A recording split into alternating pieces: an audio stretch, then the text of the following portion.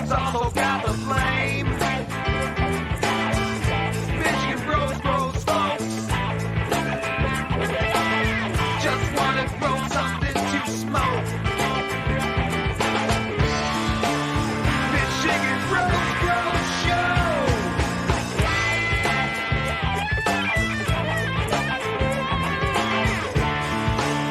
Michigan grows show. Michigan grows show.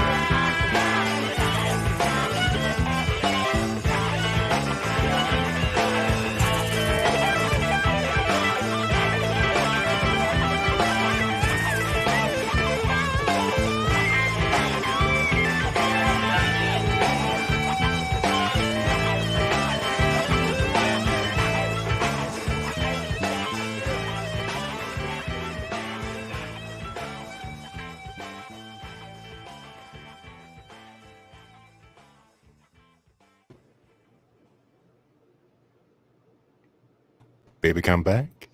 It's Welcome to the Bro Show Live.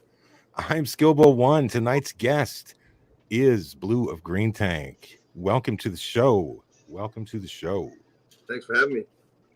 Before we get Cheers, into it, I everybody. want to remind everyone you can see the show on Twitch. Let's see, check out Blue at Blue of Green Tank on Instagram. Blue is from Maine. Let's see, other stuff to mention. Check out Discord. Our sponsors, Dick Medibles, and that's it. Off the top, we famously know of Blue because he invented the avocado tech implementation, and Skilbo heard of that some time ago, and Skilbo is a fanboy. has been throwing avocados on his soil since then, and I've been wondering why. So I'm excited to hear why. Been wondering why. Here we are. Yeah. I'll get my phone sideways here. Get a little bit in the picture, guys. Yeah, Blue, I'd love to repeat a little bit pre-show here again. The one thing that blew me away right off the top was how long you've been growing, man. Tell us about that. Yeah, man, I'm kind of embarrassed to say it's been almost 30 years now. When I was about, 13, 14 years old, one of my punk ass friends put some seeds into a plant pot at my mom's house and up puffed the plant, and the rest is history. So I've been cultivating for a long time. More seriously cultivating in the last probably 8 years or so, as far as organics and kind of more towards the style that I'm rocking these days. So yeah, but cultivating for a long time for sure. Blue, that sounds very familiar. I mean, I'm clearly a little bit younger than you are because I don't have 30 years. I'm more in the 20-year range. But I was about that same age, man. I know the feeling. Yeah. Popping seeds at a young buck age. It was on some mom, can I keep him? Can I keep him? Can I keep him? And probably that plant was probably a male at the time. It's intriguing at that age, man. If you can understand cannabis just a little, ever so slightly, you know what I mean? It's pretty wild. I assume you popped your first plant in something outdoors, like a Gorilla Grow or in a pot or something like that outside. Yeah, that little seedling that popped up in one of my mom's house plants got transferred to under some lights, probably some fluorescence at the time or something like that, and was held over until the season started in Maine. And Damn, was you were wise then. You knew a little bit about a little bit. Yeah, my mom actually she's retired now, but was an estate gardener around here. There's a big summer community down on Mount Desert Island where I live, and there's a lot of nice gardens, and so that was her job for many years, was just an estate gardener and garden planner. And my dad was a hell of a vegetable gardener, so all the way, my youngest memories and pictures and everything are me sitting, beside my dad while he's harvesting Swiss chard, or my mom while she's planting flowers. So yeah, it's been Dude, you got the double green thumb going. Maybe we got both of them.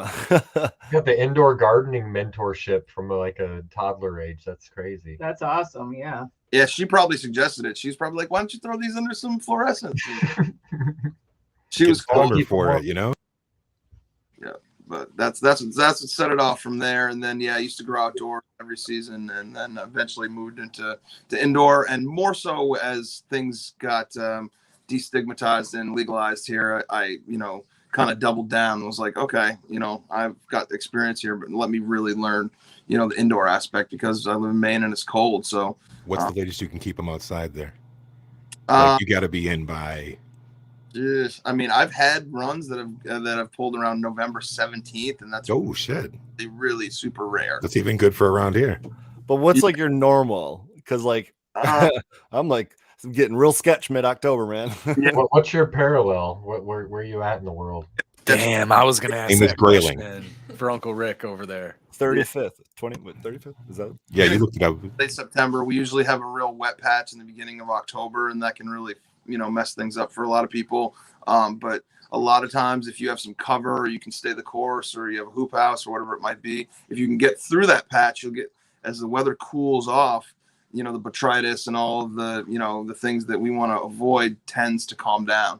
And that's just a jewel from growing for a long time. It doesn't always happen, but sometimes you can, like, if you can triage and manage what the damage that you're taking, and then sometimes you can get through that rough patch and finish out really nice and get some mature, full run, which is very important around here. I mean, I'd almost rather, since I do grow inside, I would almost rather just take a complete L than pull way super too early.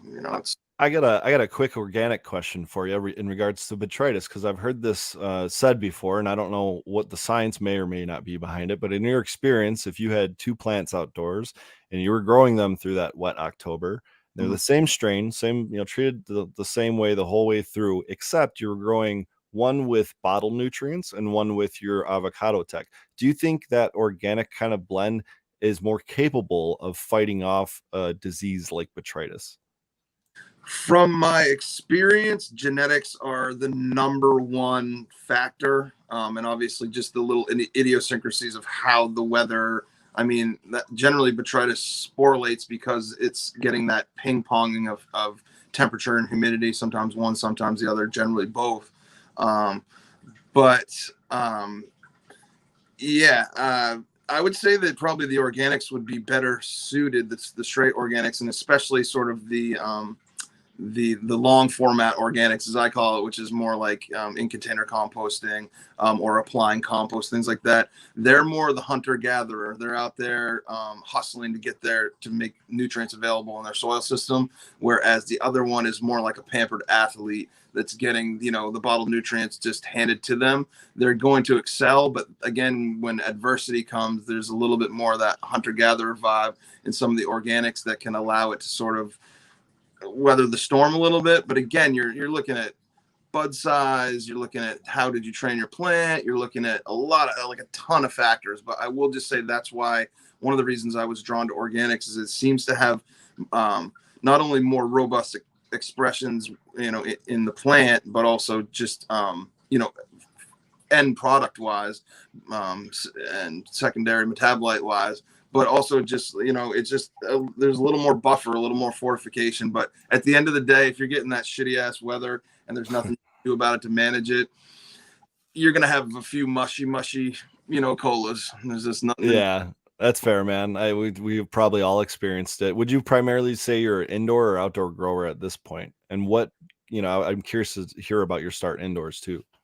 I use them to kind of play off of each other. Like I'll use outdoor to do pheno hunts more often, and I'll use indoor to grow what I consider to be the most primo bag appeal. And the outdoor, there's nothing like the sun. This plant's been keyed into growing this way since way before we were handling it, and they're different. You know what I mean?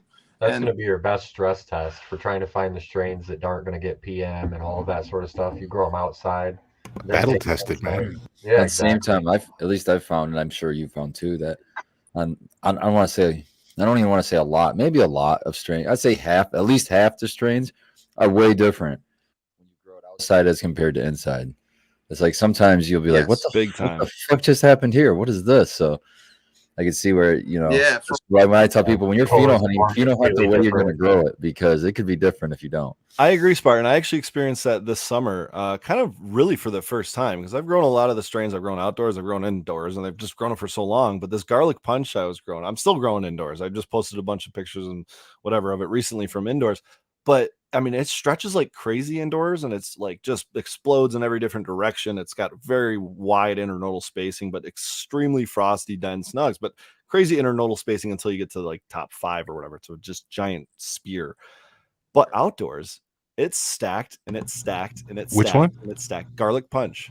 Oh, nice. It did not even look like the same plant until you really looked at the nug, and it's all purple and frosty and smells the same and everything. But I mean, it took complete different form, and I'm like, okay, I'm stacking a few more of these outdoor next year. You're trying to tell me that these newfangled lights aren't as good as the sun for Growly?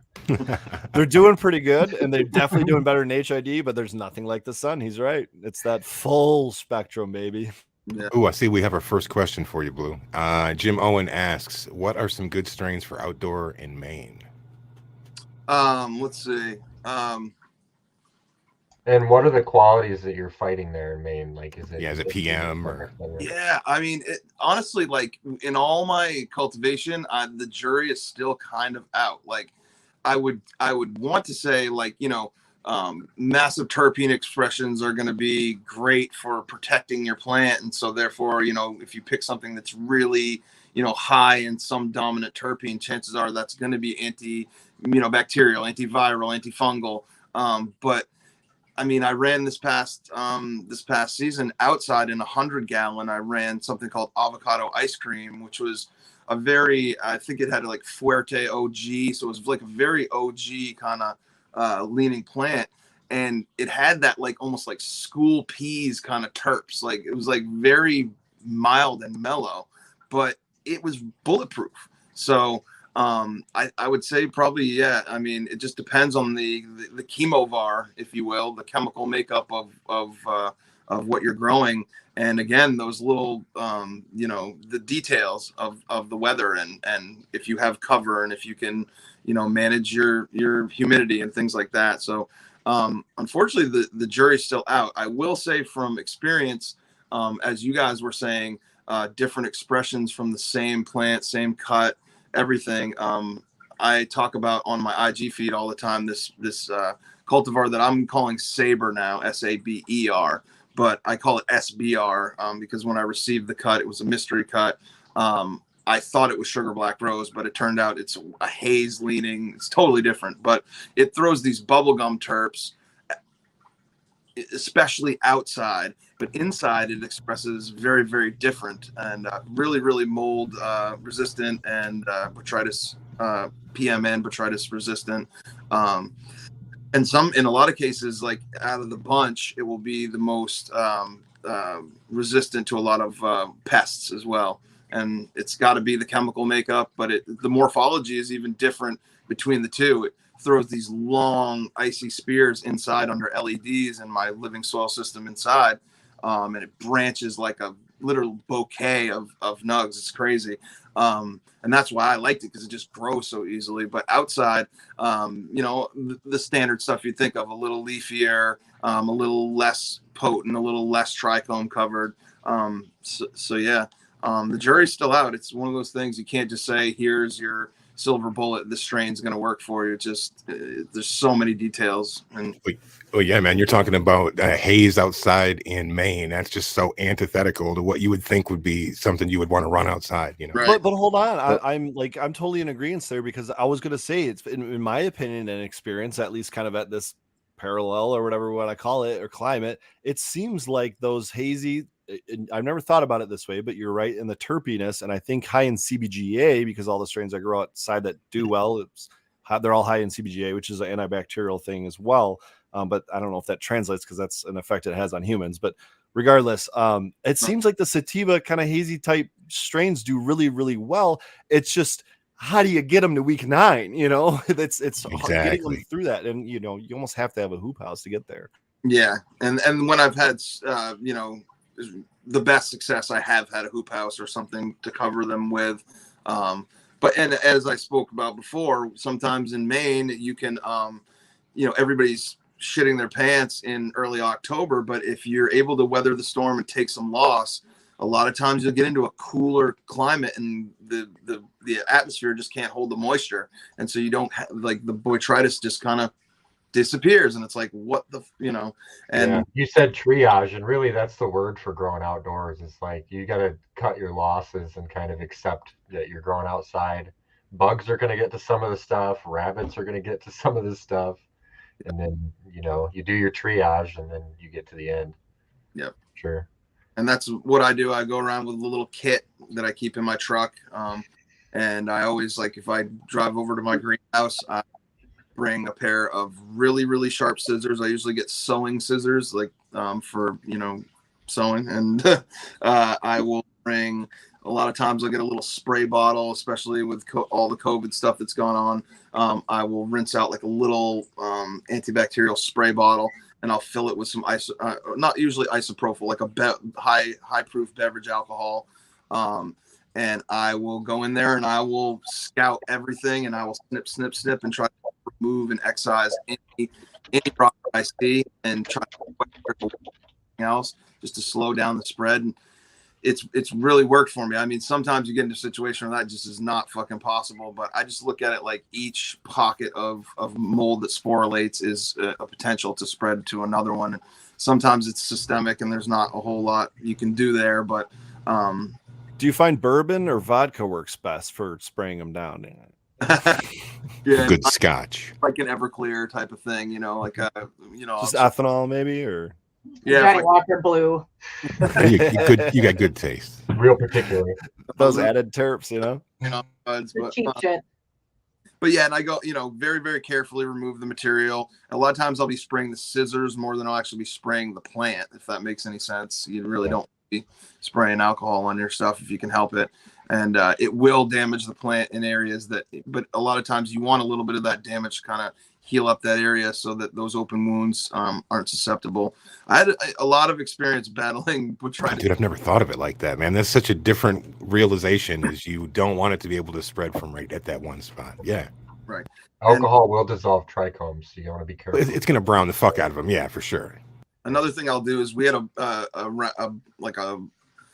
onset of some really early botrytis this year, and I don't know if it was something that a combination of, you know, unhappy nutrition wise or just really shitty weather holding a lot of moisture, but yeah, it was definitely a big challenge this year. And I actually used rock dust, which is another cool little gem. Is if you get a wound on your plant, you can definitely douse it in some rock dust, and it seems to stifle any spread.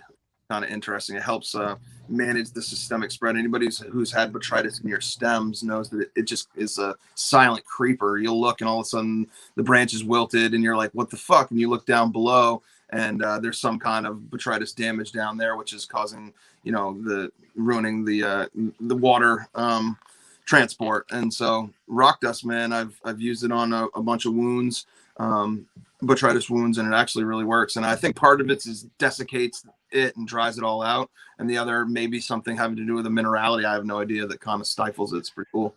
Do you run dehumidifiers in your greenhouse? Because I don't know about you guys, but we had a lot of rain this year, and I know that for me, who's just growing out in the open, it's like, oh, free watering. I don't have to do any work today. You know what I mean? But at the same time, if you're in a greenhouse, it's still going to crank up that humidity, and just blowing air across the plants, through the greenhouse isn't always enough. Yeah, I mean, I do run one. I bring one in as soon as I get some real mass on my flowers. When I start to get kind of a little nervous, that's when I will bring in a little, dehumidification. Yeah. And then but I do also want to get that air movement, as good as I can get it, without causing too much of a hurricane in there. But yeah. Air movement is key, and also just air turnover, get that air out of there, and moving. And sometimes that's your friend, and sometimes that works against you. I have an interesting situation where one end of my greenhouse is facing a forest, on the other end is facing an open area, and so there's definitely moisture coming in certain times of the year from the forest, and that's a cooler air, and that can work with you. And then other times, the wind's blowing in a different direction, it's pulling hot and dry air in. And you want them sort of at opposite ends of the season sometimes. And I'll actually take my fans and my outtake and I'll flip-flop them when it starts to get really wet out. There you go. Fired up. What do you got, Bake? You heard the guest, Bake. Fired up. Yeah, that's embarrassing. I couldn't get it. High octane times TK something from Porch Farmer. Yeah, Porch Farmer's cut high octane. I Yeah, agree, my that is coworker grew embarrassing. that. It's embarrassing. Yeah, get the fuck out. It's Of here. embarrassing. Embarrassing focus. You just gotta call you Pone. Just take the baked off. Damn. Yeah. Oh man. Ooh.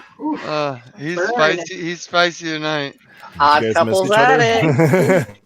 Too messy. So, Blue- Blue, one of the questions I like to ask people that have been growing for a long time is, what do you think is the biggest advancement in growing cannabis that's been made over the past couple decades or so? I mean, you've been doing it for 30 years. So what do you think has been the biggest advancement in either just in general or in indoor growing? Yeah, I mean, I definitely was blown away when I was lucky to kind of double down when the LEDs kind of hit the scene. I wasn't really scared. I hadn't done as much indoor cultivation under HIDs at that point. And so were you real early? Were you purple LEDs or did you wait a little bit? Yeah, I did jump in on the Burple stuff, but I quickly shed that. I realized that basically you do get what you pay for in a sense. And I came to Fluence very, very early in there, when they were, what were they called? Spider BML or something. They had a different name. And at that point, and I had really been kind of shadowing a dude on YouTube who was from Colorado, I think, who was growing with them. And that kind of keyed me in on the results that he was getting. And then I early on jumped in on, just got a low power X1, I guess it was, from the Spider from Fluence. And so I've been kind of playing with those for a long time, and there's a learning curve certainly on LEDs, and I have sort of, that's helped me sort of dial it in at this point. So I want to say LEDs, that's the first thing that came to my mind when you asked the question, and thank you for that question. And other than that, I think I got to give love to blue mats, only because watering is such a crucial piece of the puzzle. And that, and also the advent, or the popularization, should I say, of scrogging. Those three things: the LED, scrog, and the blue mat, and of course now all that on top of a living soil it's for doing as little as I do, the results are I just can't deny them. So definitely, and they work good together too. The blue mat works perfect for the scrog, because then you don't got to deal with the net, and you can water your plants. And yeah, I'm all about filling the space. You know what I mean? Filling the space. And then I know what I have to work with for the environment. Instead of wondering, having all these peaks and valleys of these, a Christmas tree kind of shaped, plants morphologically. I prefer the hedge, and that's just, some people, it drives them crazy. They don't want to work with trellis nets. You can't move the pots around. I get it, but for me personally, I like to chock a block whatever space I have full, and then I know what I'm dealing with on the humidity tip and what I have to manage and stay on top of. And I tend to lean towards cultivars that want to branch. I like branchy cultivars. I like to grow with low overhead. You know, I grow now in a space where the ceiling is 5'8", and then subtract your lights and then subtract your container. Yeah, wow. I grow these low slung, wide, branchy. Bonsai plants almost. Low slung wide what? Yeah, think of the classic, hack type of hash plant style, but then, I don't grow hash plant. Actually, I'm about to run the first hash plant that I've run in many, many, many years, which is the super silver hash plant from Bodhi. I've got a couple seedlings of that going right now, and that's going to get plugged into my living soil beds. But I grow, even if they're taller or branchier, I just stay on them. I'm like a torture chamber dude. I use lobster trap wire, and it's like a coated wire. And from when they're young, I'm on them. I set it on them, and I just make them grow horizontally. I do not let them grow vertically in veg. And then my vertical growth all happens like right when I flip the flower and allow the stretch to happen. So, wow, torture chamber, dude. cool. Yeah, Make it work for you, right. If you got a limited ceiling height, you make your plants grow in that space. And even in the greenhouse where I have more headroom, I find that if I start that way and start keeping them low and wide, that I love the results, because then you do have all that headroom to work with, and you end up getting 2-3 foot spears, which is great, and a whole lot of them. I like uniformity, and I like nugs that are, I don't know, the size of 2 lighters put together or something like that. Like I like that smaller. So that scrogging probably really maximized your yield then with that ceiling height, for sure. Then that was a gold mine for you. Yeah, that was huge. So that technique also, I wish I could remember some of the people who inspired me on IG early on and YouTube doing that style.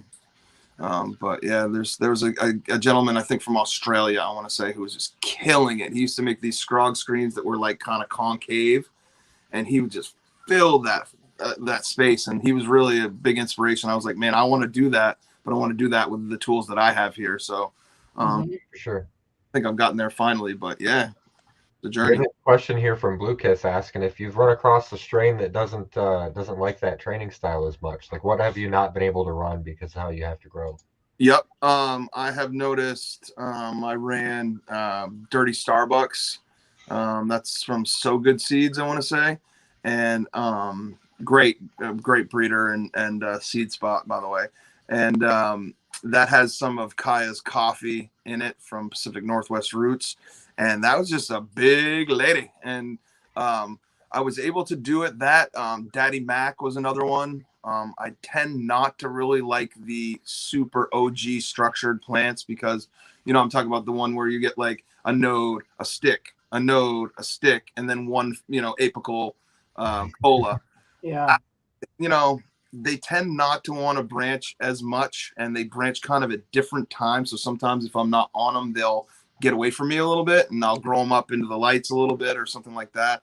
And that's another interesting thing that I do is I'm not an LED mover. I'm not constantly adjusting the LED and affecting PPFD that way. I leave them pretty much fixed, and I grow my plants up into the LED so that I've timed the canopy right, that it's going to get the max PPFD when it should.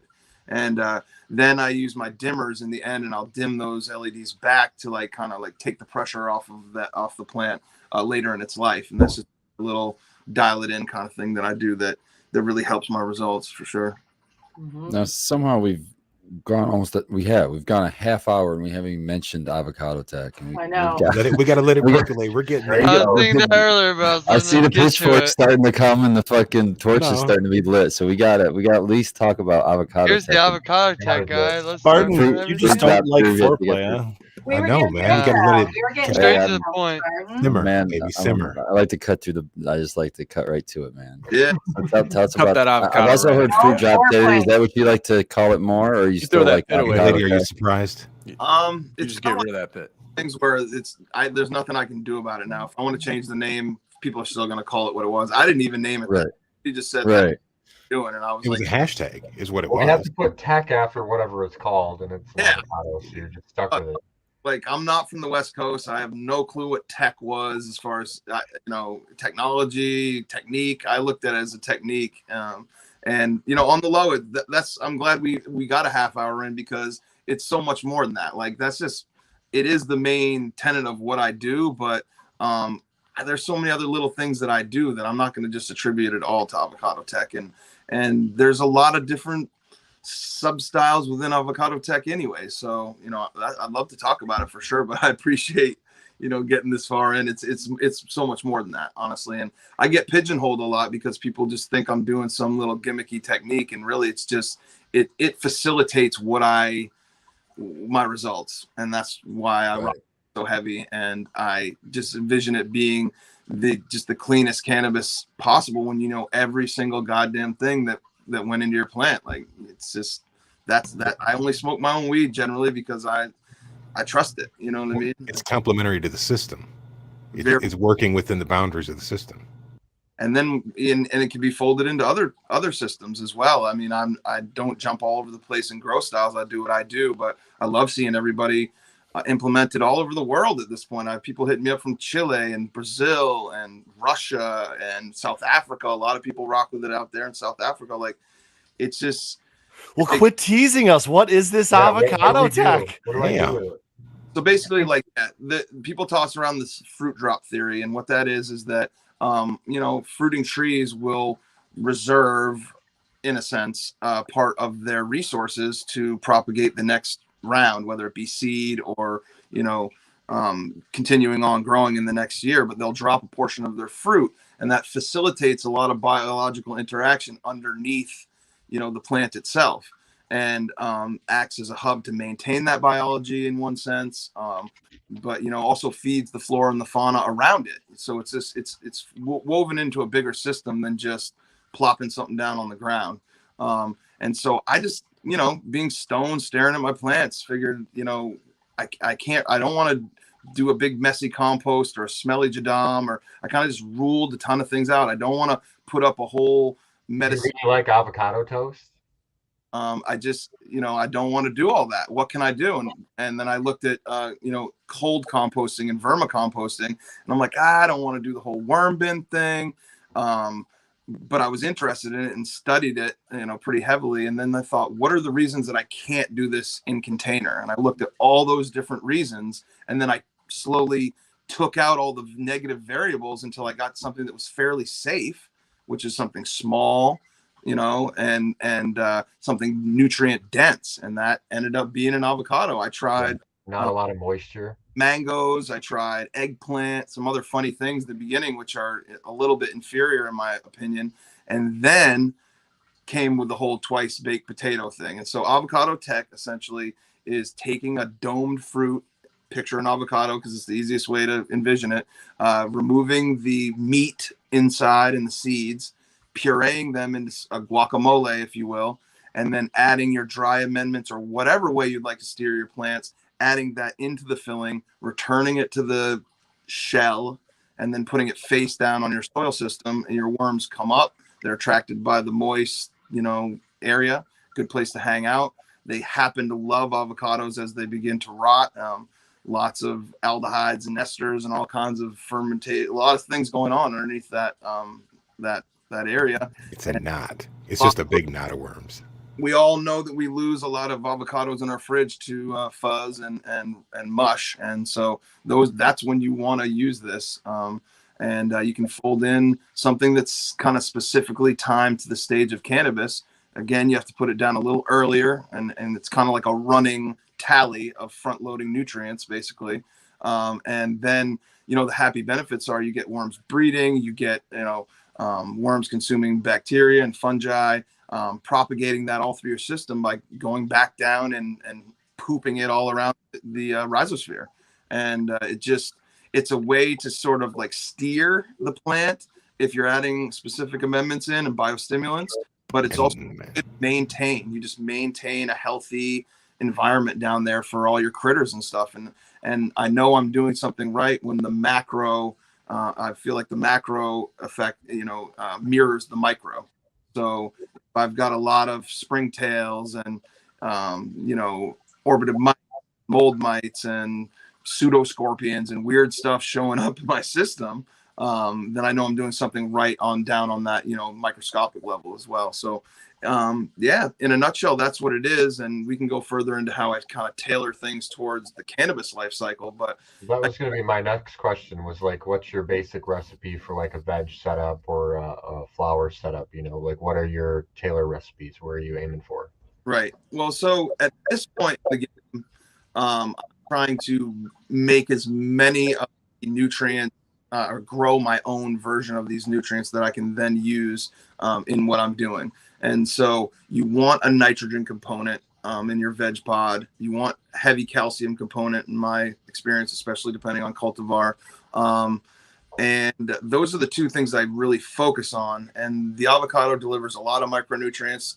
I might say it's almost like spoon feeding just the right amount of these, lesser nutrients like copper and molybdenum and all these other things that you want to have a full cast of in your system. You're introducing it in a really small, mellow amount. And it's just a great way to introduce it into your system slowly, naturally. And you let the plant do a little bit of work for what it's going to, it needs to associate. It needs to associate with the microorganisms around it to really take advantage and to eat. And so it just folds really well into that, basically. So real quick question here. Coming from a guy that's only really dipping his toes recently into organics. Yep. If I was to take an avocado, slice it in half, put it face down on a cocoa plant without any worms in it, is that going to have any benefit, or do I need worms in my pot? So that comes down to decomposition rate. Will it be beneficial to your system? I think so, because certain microorganisms, you're essentially selecting for certain microorganisms in that instance. Certain stuff's gonna be able to thrive in that cocoa, and other things maybe not so much. Maybe not enough diversity. The conditions aren't right, but you will get certain ones, and some of the most common ones, and especially if you use any biologicals in that cocoa system, that are going to glom on and kind of rock with that. And they're, fungi and bacteria are going to attempt to break, even if it's just ambient floating through the air, or many times I find right on the shell of the avocado or whatever you're using. And that ambient inoculation will kick off, and you will definitely get, microbiology moving, which will be hungry, and you can feed it other things, possibly salt-based nutrients if it has that kind of propensity, but it depends. It certainly does not end up being negative for your system. I've put them on what I would consider fairly benign soil starts, and it's really popped off some lovely things. And you can also take biology from another area and then move it to another area with the avocado tech. Mm-hmm. That hub, if you will, you can bring it somewhere else. So you could take almost like a living soil system and start to convert, a cocoa system, if that's the substrate that you want to use, and start to convert it over to living soil using. Yes, sir. Yeah, Exactly. Now, Well, I'm the curious, should somebody who is interested in getting into this potentially be concerned about where they're sourcing their avocados? Large agricultural farms having heavy metals, Yeah. or potentially systemics in their avocados. Yeah. And then that getting into your soil and into your cannabis plant, et cetera, et cetera. Right. Scaling testing, et cetera, et cetera. Yeah. I mean, we are, unfortunately, as growers, we are pretty resourceful in really getting into the finer aspects of where our amendments are coming from. And I would definitely suggest doing your research. I would always, of course, suggest using organic avocados, because they're just held to a specific standard. And even moreover than that, doing a little bartering and trading with somebody who's in an area where they grow well, if you can manage that, is a fantastic way to get a sort of a little bit more assurance, of your source. And again, it's not just avocado. I recommend anything from the curcubit family, acorn squash, spaghetti squash, butternut. There's a bunch of them that you can use. I've used green peppers, sugar pumpkins. You had cantaloupe in there the other day, didn't you? Yeah, done that before. Cantaloupe. Yep, Yeah, So, because what you're trying to do is you're trying to use basically the outer skin of it, and you'll find that those avocados, like I've had the same soil for 3 years. It's that 4x8 bed, and I can go in when I start digging around. I can still find like the husks of the old avocado. They're all dried out and everything, but man, that's the point, is that for girl, you can actually change your soil from your straight cocoa. Yeah. Just by doing this, you can go organic with it with time. Well, and And that's the why worms, when, the worms also, the worms, by moving around like that, they're also sub irrigating and allowing aeration to go through all of your root zone, and it's just kicking everything up, man. And once the system starts working, like we're talking about, dude, you got it made in the shape. living. Yeah, it really kind of does its own So how thing. do you figure out, like, I know you're not going to have like 50 of them, obviously. That'd be way Right. too goddamn many. So Yeah. how do you figure out like how many per space in a bed, or however many How per often? pot, Yep. and how often? Probably not super often, I'd imagine, either.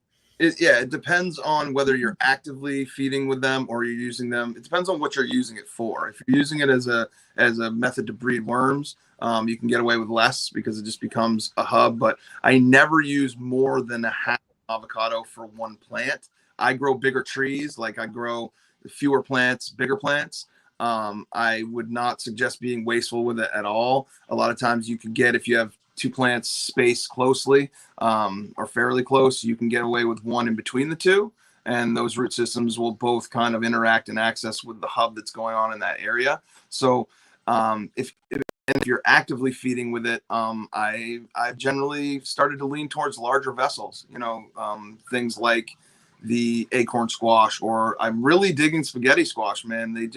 It's got a great hard shell that lasts sometimes through multiple fillings. You can totally grow them yourself in just about any climate, and they store fantastically. I mean, I have some spaghetti squash right over there from this past season, and where are we at now? We're in February, Dude, and man, I got one sitting on my counter still, bro. Well, talk about knowing your source. You're growing it yourself. You can build your soil for that too, and know exactly that you're good to go. Exactly. But I think about it like this: is we're talking, it's assumed we're talking about either some kind of sprayer, or like you're talking about with the blue mats and things like that, where you're able to keep a consistent moisture level to it. Yeah. It's very hard to do this if you're hand watering it, because you're going to start to build mycelium.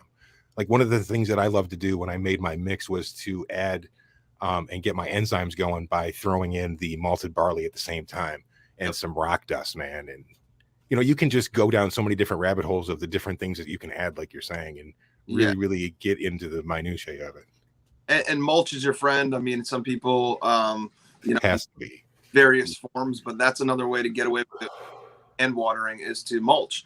And if you mulch, that dome is going to stay, at the humidity center underneath it, and just maintain as a hub. And you can totally do it hand watering. You don't have to have it. What I like is the autopilot aspect, and also the continual oxygenate. I'm not going to be able to say it. oxygenation Of the whole area due to the drip.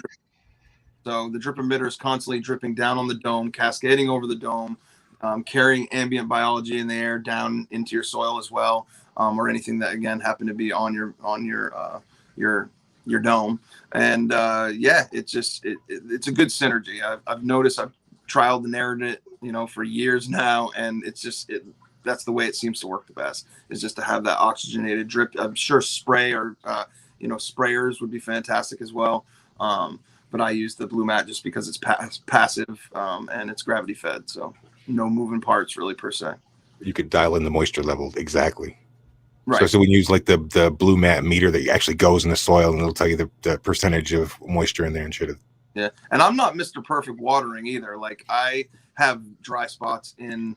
It's kind of forgiving. My blue mat setup, and I'm okay with that because nature has dry spots and wet spots, and these plants have adapted to rocking with it. And so I've kind of gotten into throttling my plants due to the amount of moisture that I'm providing and the way I, fine tune my blue mats and such.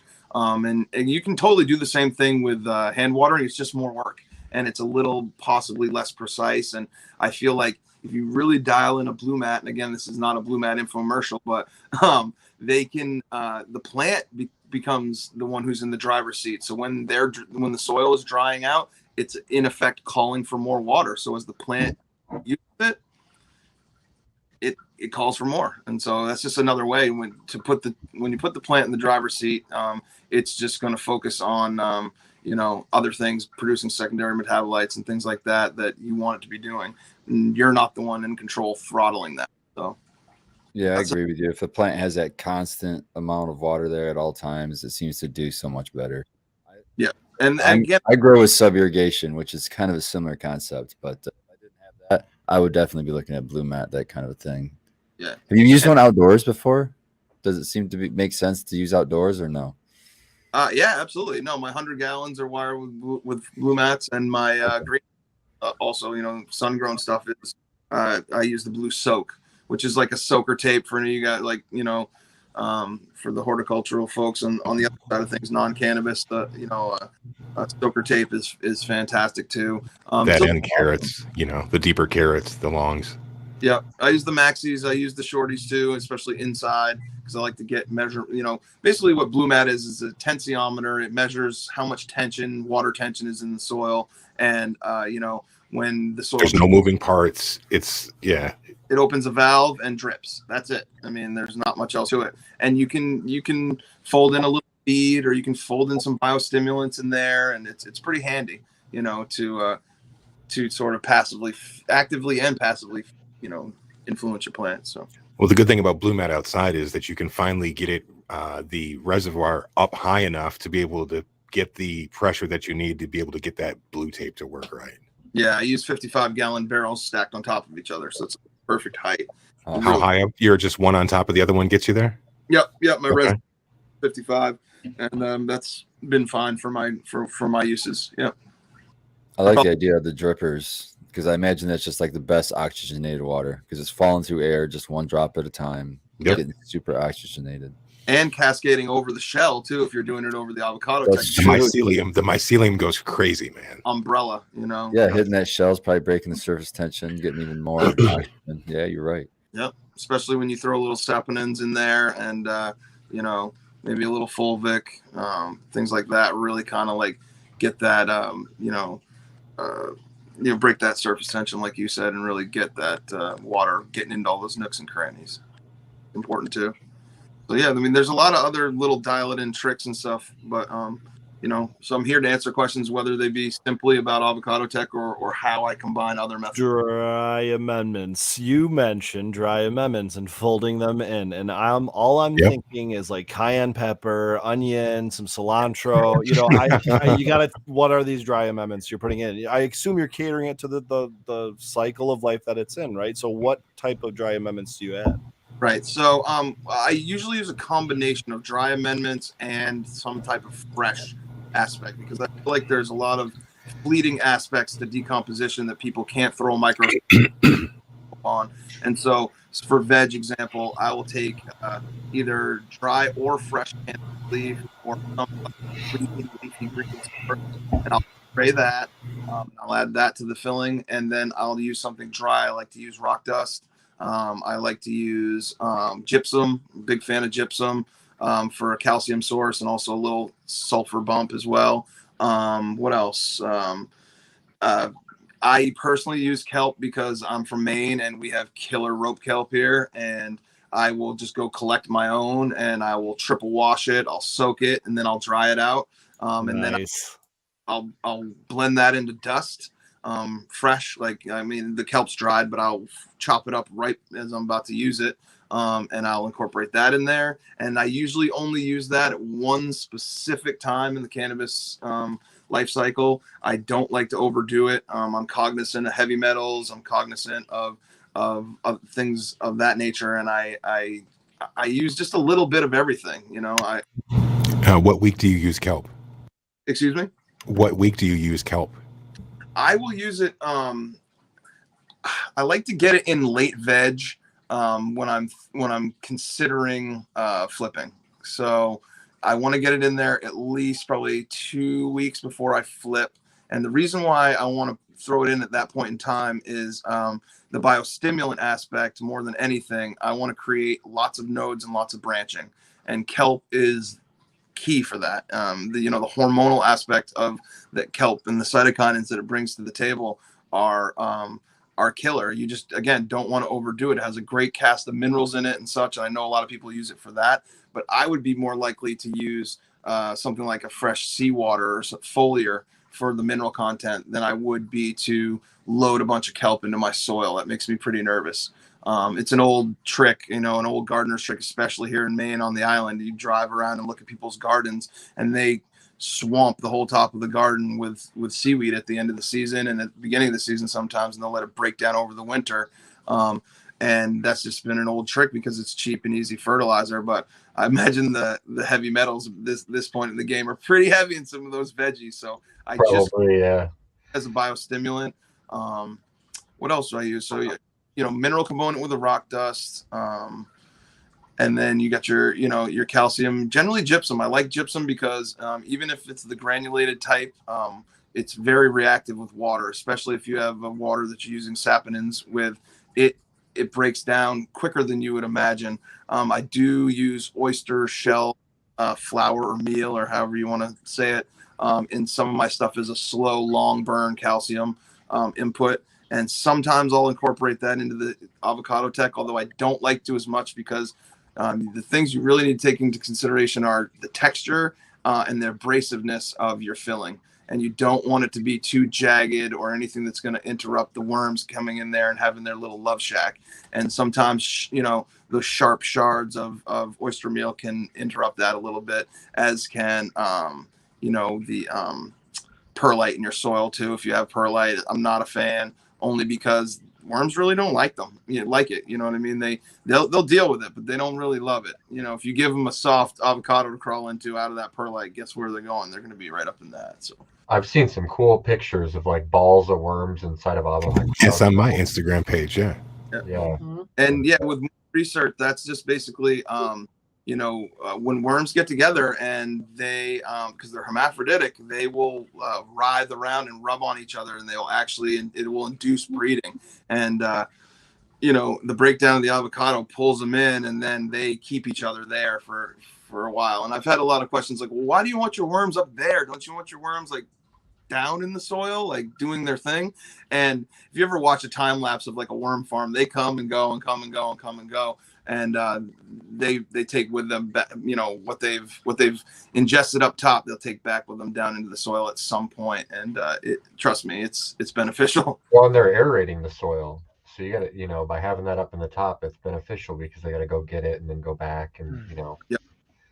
And I'm careful to use several different species of worms. They have different habits and they work different layers of your substrate. The red wigglers will really tear it up on the surface level, and those are the ones you'll always see up in the avocado tech, first. And then European night crawlers will work lower. They're a little more aloof. They don't hang out as much, but you can get them busting into the ball of red wigglers sometimes, and even associating with them, which is interesting. And then and they'll provide a lot of lower aeration. A lot of people say organics, has a danger of creating anaerobic situations lower down in your pots over time.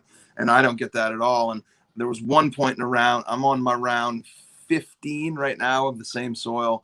And at around like 11 or something like that, I started to get nervous that there were some anaerobic conditions, just because I'm tuned into my grow and the smell had changed a little bit. And I'm like, what's going on there? And so I purchased some African night crawlers, and they work even yet another part of the substrate, and they have been great for just keeping everything fantastically aerated. So I rock 3 varieties of worms, and they live synergistically together. I'm sure the populations ebb and wane depending on what I'm feeding them and what's going on. Like my soil, How deep are these beds that you're in? they're probably 24 inches deep. Okay, nice. That's really deep. Nice. Yeah. And I grow right now in my personal garden. I grow in they would be considered like 55 gallons, I guess, or probably subtract some for probably about 50-gallon soil bins. And then in my greenhouse I rock the grassroots fabric beds, and they seem to, the living soil edition, and they seem to rock pretty well. So there you go. Wow. Oh, so that was another thing I was going to say to Skillbo is you were talking about another interesting thing to do is introduce a wood decomposer, a heavy wood decomposer. And there's these guys, cringe, and then there's millipedes. And those are the two that I've seen that will really go lignin crazy and want to really chew up wood and decompose your avocado husks. And I use wood chips, as you can see that he's showing you right now. There, I'm throwing a couple fresh green beans in there to see if they will eat those up after I put the shell on top of it. And you know, these organisms can tell when something is alive or it's dead or dying, just based on the chemical signatures that they're putting off. And a lot of those decomposers will really move in when they feel something is dead or dying. And so, yeah, those beans didn't actually disappear as quickly as you think they would, because they are still alive carrying those seeds. Yeah, those things are tough too. Those beans can be really tough. Yeah, and we can get into that too. I do a full complement of companion planting. I like to rotate what I'm doing. And at this point, at round 15, I'm rotating by cycle. I'm not even rotating during a cycle. Like one cycle, I might have wood chip as my medium on the top. And then another one, I may have a green, ryegrass, or, some other kind of green cover crop, or some other edible companion plant. And I like that switch that gives me sort of like faux seasons in the scheme of the soil. So kind of like fallow periods, more active periods, but you have I like that. And you're introducing different food sources for your microbes at different times. I like that. And you're also keeping that hub of microbiology through avocado tech, so that no matter what's happening on the surface, and you want that dynamic aspect on the surface, you're still maintaining that hub of biology. And I'll break up mushroom fruiting blocks. So I've already fruited out the mushrooms I love growing. Lion's mane, reishi mushroom, oyster mushroom in my grow chamber, and I will then break up that spent grain, and that will sometimes be the surface of my stuff. And then I'll love that, man. Worms love that shit. Beans. I dry out a portion of my cannabis leaf, and even buds, anything lowers I don't want to mess with. I'll dry that out, and then I'll incorporate that back in. So I'll put browns and greens back in at the same time, and I do it very carefully so that I don't get thermophilic compost. I let the worms get in there and really, tear it up. And if you have a good worm population, they'll go through your organic material before thermophilic composting even kicks off. Pre-inoculate, re-inoculate, pre-inoculate. So if this thing really kicks off, I'll just start bringing a bunch of summer squash to these cannabis events and start. Right. So do you guys see we're coming up? We're like 2 minutes from hash time. So if you guys have a chance, go get your pieces, and we're gonna all celebrate together. Hash time. But now, do you see why I'm fanboying off of Blue for all this time? Sequence. You asked. I'm being serious, man. I can really you can go so resourcefully grow some spaghetti squash is abundant, man. You can grow a spaghetti squash vine on like 2 or 3 seeds and get yourself a few dozen probably spaghetti squash. Well, let's talk about storing those, Blue, because you said you can hold on to those. So if you grew like enough for the season, you could hold on to those through 12 months to be able to rock your garden. Just about. I mean, maybe not a full 12, but and again, it depends on your storage, how you're storing them. You have like a proper root cellar or something like that, you're killing it. You can probably, and that's the thing is, at the end of the day, worst case scenario, you have a dried out gourd vessel that you can just fill with your filling, and that's rehydrate. Yeah, well, I've been jumping into like trying grains like quinoa, and what else have I been doing? Farro and things like that. Tempeh even I've used. Interesting stuff like that to like be your carrier, and then still use those dry mineral amendments and those fresh amendments. I love using dried fruits in late flower as a potassium source. That's another jewel, and that helps. And in my opinion, helps facilitate terpene production as well. So, yeah, I'm a big fan of dried fruits and folding those in. So I use what's at my disposal. I try to keep a scrap bin that's like my eye is towards. I'm going to use this for avocado tech. Like right now, I have a bin that I'll throw things. Hashtag. I'm with it. I can't play the song today because I'm at Painted Lady's house and I don't have that set up yet. But just imagine that we're listening to Catachronic play the hashtag song. You could hum it for us. So there's a good question in chat from Potent Ponix, and it was answered in chat by Cheddar Bob. But they're asking about those isopods that one picture. Yep. And he was asking if you had any issues with them going after younger plants. And Cheddar Bob said that you use some kind of a tape around the stems to keep them at bay. Yep. So one thing I've noticed is like, again, I'm not trying to micromanage my garden all the time. I'm trying to observe it so that I can kind of start to see a common theme. And at first I like had introduced radiolalaps to my system, and they were like the king shit in my soil. And then I introduced a hitchhiker millipede came in and created a whole millipede population, and they were chewing up my wood like crazy. Cheers. And then after that, the woodlouse rolled in, again, a hitchhiker of some sort. And they turned out to be voracious, but little bastards on tearing up your vegetation, especially when it was young. They need to be pampered. They like a certain moisture level. If you don't provide that moisture level, they're going to go get it in your plant material. They can be little fuckers and they can be maddening, but what I did is I used the same sort of observation that I'd use in other aspects to figure out a way to make my plants inaccessible. And what I did was foil tape, which is, you tape up vents and things like that. It's a sticky on one side and foil on the other side. What I did is make a little cone, and I invert the tape so the sticky is on the outside, and it's a really good sticky. It's kind of a gummy, kind of tanglefoot sort of sticky, and you just make a little cone shaped barrier on the stem of your there you go. Damn. And they run up there and they get stuck, and that's end of story for them. And they'll desiccate and dry out before I even get to them from the night before. Here's a couple starts I just put in. Yep, exactly. And this is part of the saga of my last run, which is, I feel like, kind of a champion right now, because I was able to knock those fuckers out completely, and I was able to beat russets for the first time. I didn't even know what a fucking russet was practically a few years ago. And I received a cut this past summer, and then the person who gave me the cut notified me like, I think I received some russets. And I sure enough started scoping, and I hadn't really seen much damage on my plants because I use Bovaria bassiana, and I use it consistently to just keep shit off my plants. And I held them at bay, but not, it wasn't enough to eradicate them. So I started scoping. I realized I'd already transplanted the plants up into my my big beds and confirmed that they were on those plants. And then the battle started, and I was able to take them out. And it was cool. I used a combination of techniques. Bavaria bassiana was one. And again, it was all timing and rotation. I study IPM for sure, just like anybody who's into this shit studies IPM.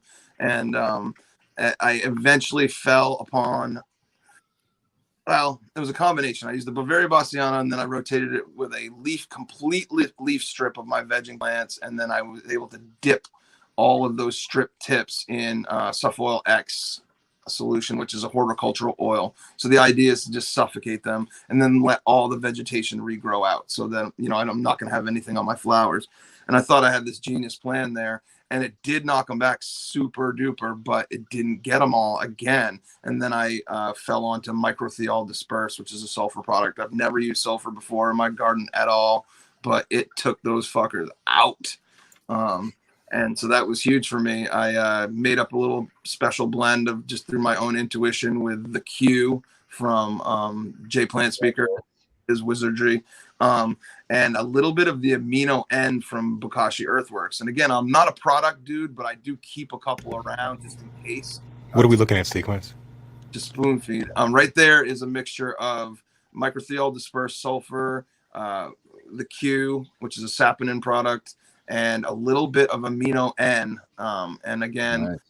Thinking behind that was just to get it frothy as possible and get the best leaf coverage as possible. And I've never seen anything like it. It was, I don't know if you can see it, but when you like blow bubbles with dish soap, like that tension in the water, that's what you're seeing right there in those plants. It's just like zero, it's getting in every single little tiny armor, man. And I like that. Carrying with it the sulfur, and those russets they just can't hang with sulfur, man. Even thrips can hang with sulfur, and russets can't, apparently. But I was able to do it in veg and get everything before I flowered, and it did. that mixture was real thick, and I think I might have got a little bit of either light burn or just some kind of surface sulfur burn. So I did get a little bit of damage on my leaves for sure, but when it started to flower, I have completely clean flower, and I'm going to remove all those fan leaves anyway. So, you know, Yeah, we're really big on well. IPM around here. I do want to know one thing is you're talking about cycling your IPM and you really, really go deep in this. Yeah. You want to talk about some of the things that you use and what your cycle is? I mean, honestly, not much more than that. I mean, those have been my three tools: would be Bavaria Bassiana, and again, that's just it's a spore, it's a entomopathogenic fungi that will basically attack soft-bodied and even not so soft-bodied insects, and it will worm its way in, for lack of a better term, into the exoskeleton, and then it blooms. And when it blooms, it's like Aliens, the movie. It's busting out at every place, and it murders whatever it is. And so you need to keep, manage your environment when you're doing it. Keep it nice and humid in there, and that will and warm, and that will facilitate the bloom. And it can be that one comes from the soil, right? That's a natural soil fungus. Yeah, The yes.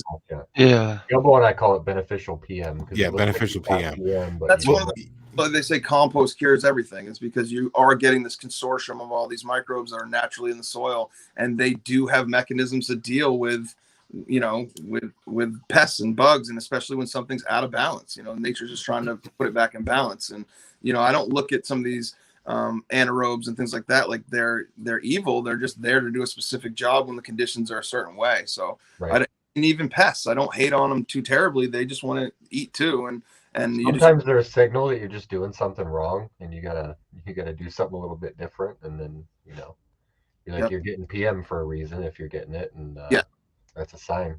Yeah, I don't get PM. I realized that air turnover is huge, and managing and not getting those ping pongs. I mean, you can slowly, adjust your environment, certainly, but it's the ping ponging back and forth that cause things to sporulate, and also sends that signal. The plant sends out that signal that I'm stressed and I'm and I'm vulnerable.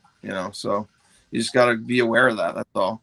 Because it only takes one night. I mean, I know it's a heartbreak, but it only takes one night of it being out of whack for it to come. If you have, like a 15-degree temperature swing and you happen to feed that day, so you've already got a higher than normal moisture level in there. I mean, it only takes one night. So That's how they preparation. And that's part of like the organic hunter-gatherer thing I was talking about earlier.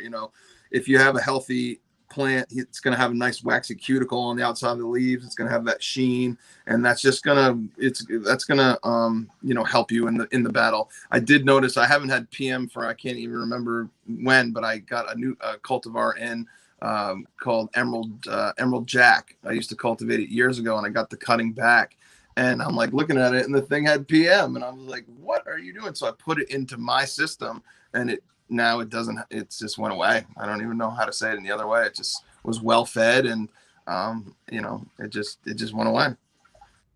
Well, that dunk also really greens them up too. You know what I mean? When you start adding sulfur to things like that, you'll notice within a day or two.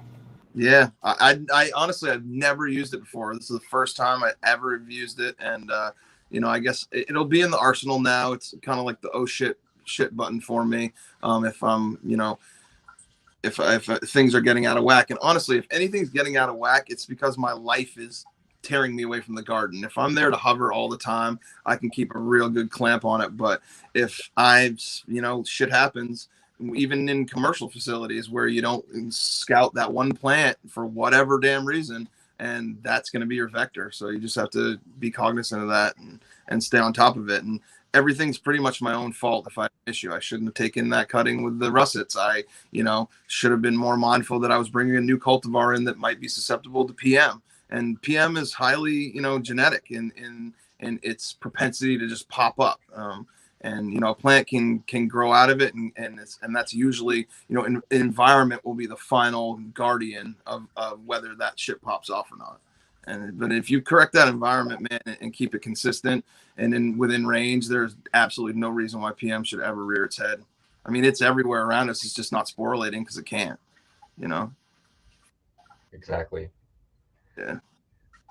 And as far as other IPM stuff, like I use beneficial bugs. Absolutely. I'm a big fan of for spider mites. If I ever see them, Persimilis is just an absolute warrior and murderer of, and they can get you out of some jams. They're just very voracious. They operate at a higher temperature. They move quickly. They kill. The kill rate's really high. So highly recommend Persimilis for any kind of spider mite stuff, not for preventative, but for, you know, an active issue. And then beyond that, Cucumaris for your thrips, Swirsky for your thrips, and these are all types of mites, tarsinid mites, that are predatory, and they'll do the killing for you. And again, that's all about timing and application too. They're very sensitive to not having a food source. So if you remove the food source, they generally disappear. So you don't end up with a plant covered in other bugs. Like that's what a lot of people are. Oh man, we're trading one bug for another. I don't want to smoke bugs. But I'll tell you, man, if you get used to applying these bugs, you will see them vanish and into thin air if you don't have a food source. So even ladybugs, man, and those you don't have to scope. You know what I mean? You see those just start flying into lights like dive bombing, you know, kamikaze style. I don't know what to do, but yeah, I'm all about predator mites. You use nematodes? I actually applied my first actual nematode application this past round, only because I felt like I was being redundant before. I feel like some of the inputs that I brought from outside, I play around with IMO and things like that, but I feel like I was bringing, I'm sure I had some beneficial nematodes in my system already. And the only reason to use them would be to, again, as a knockdown, if you've got something popping off in the soil generally, or something that has part of its instar or life cycle is in the soil, that's when you want to use something like that. So I actually disagree with you because I use both P. persimilis and the, I guess we'll call it the triple blend. It's like HB, SF, and one other one of the nematodes. I try to use them once a month. It's probably more like, you know, once every 6 weeks or whatever. Mm-hmm. But I'm also not reusing my soil. So you know, I'm bringing in soil now. I used to be cocoa, but in the last, I don't know, 6 to 9 months or whatever, I've pretty much transitioned over to you know, store purchased soil, you know, primarily water only type, right? But you know, here I am flipping to organics, and for the first time in like 5 years, I'm seeing fungus gnats. So I'm like, all right, bust out the yellow tape, you know what I mean? And those take care of them real quickly. But I do employ the nematodes and usually P. persimilis because that's just, you know, spider mites are the one thing I don't want in my garden. So you know, being basically in a building that you travel in inside and outside of, it's not a commercial facility set up, you know, where you've got a lot of different ways to handle that before you get into the garden.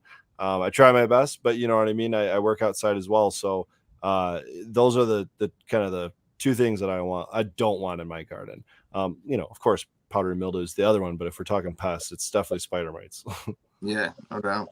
And that makes sense, and that's a good reason to use them. Honestly, with the reusing of the soil, I kind of have a little bit of a different approach, and all I can say, radiolate, bro, on those fungus gnats. Right.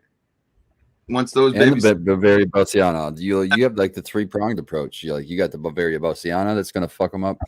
You got the nematodes SF, which is gonna fuck them up, and you got the, well, it used to be the Hypostasis miles, now they call it Stratiolapis simitus or whatever. So you got the fucking soil pretty much fucking unguarded from, you know, fungus gnat larva. Fortress, baby. yeah, Triple I larva. believe the worms interact with nematodes somehow too. Aren't they part of like the breeding? It's all the threes, man. Then you got the 3 different kinds of worms that are working below. You got the 3 things in the dip. I mean, Well, all that biology moves throughout the substrate and water. So the worms are facilitating that by making, you know, little everything else to be able to make that easier. Yep. Yeah, definitely the 3-pronged attack. And while I got everybody here, since everybody is you know, loves the plant, please talk to your local insectary or whatever insectary that you use if you get beneficials. I really want to see, there's a specific soil-borne mite called Galeolalaps gillespie, and it was formerly thought to be a Stratiolalaps, a version of Stratiolalaps, which it is. I mean, they're cousins, but it's been named distinctly, and they say it can be up to 50% more effective on fungus gnats than just standard Hypoaspis or Stratiolalaps. And they only are being reared because they were discovered in Canada, or they were isolated in Canada and then reared. And they will not ship across the border. So I need all my growers out there to send emails, to make comments on posts. Galio Laylaps, and it's spelled crazy. Yeah, someone find us the spelling, throw it in I chat. can't share that. Yeah, somebody give me a copy. I tried. Google literally gave me 0 results for what I typed in.